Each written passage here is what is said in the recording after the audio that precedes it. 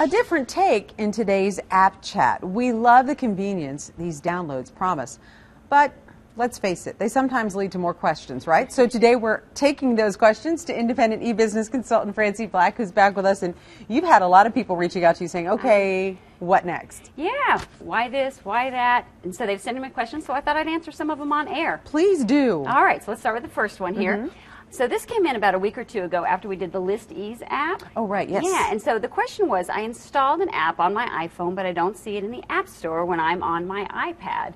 Why? Okay. So we featured List Ease on our iPhone, and then he went back and he wanted to install it on his iPad, and he couldn't find it. So here's the trick. Okay. All right, I'm actually going to go to the App Store here. This particular app is really optimized for the phone and not for a tablet. Well, because most of us would have the phone with us in that setting. Correct, correct. So what he did is he went in and he said, List Ease, grocery shopping, but there was no result. And he's like, why? That doesn't make sense. But you can switch. This defaults to iPad only, and then you can just tap that and you can say switch it to iPhone, and then there's our app. So I can still download this on my iPad. Correct. But I've opened up to the right place to find it. Exactly. Yes, and that's true with almost any app that's optimized for the phone. You can install it on your iPad, and it will. What it does is it actually expands it a little bit. It blows it up like 2 times, but you can use it on your iPad, even though it won't show up by default. But now we know how to get to it. Now you know how to get to it. And the same thing works for Android. So if you're on an Android device and you're in Google Play Store, now they don't have the filter here for phone versus tablet. Okay. But you can still find the apps and look in their description and see if it's optimized for which device. I love it. Okay, so our next question.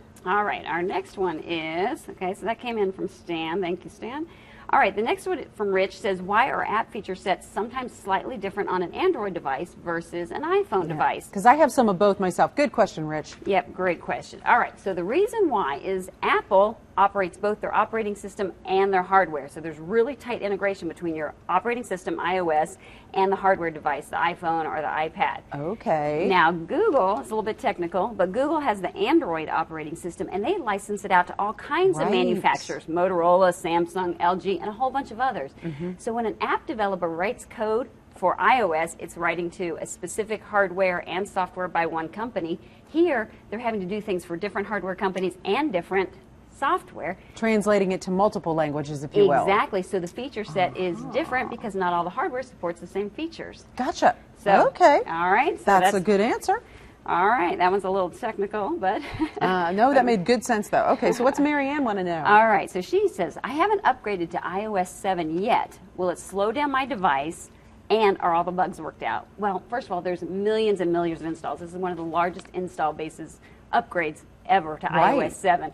So it actually works very well. It shouldn't slow down your device. I've tested it on older hardware. I didn't have slowdown problems. Now, the one issue I would say that I've run across and read a lot about and a lot of questions about is it actually seems to use up battery consumption a little bit faster on older devices. So on the older ones. Okay. On the older ones. Now, what I've done, and I actually sent out following our iOS 7, I sent these out via our newsletter, and I posted them up on the website at iPadWisdom.com, answers to that. So if you want to have some battery conservation tips, turn off some of these background app refreshes that happen automatically. Turn those off. It'll save you a lot of battery time. There's about 3 or 4 different tips there.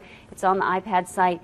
And then should I upgrade? There's a whole bunch of things to say about deleting extra videos, making extra space before you upgrade. And you mentioned that this was information you shared when people went to and sent you an email. And here's what you need to do. Send an email to iPadWisdom@gmail.com. When you get there, enter subscribe in the subject line. And then Francie will update you when she puts out great updates like this and answers your specific questions. You can also send her more questions right there.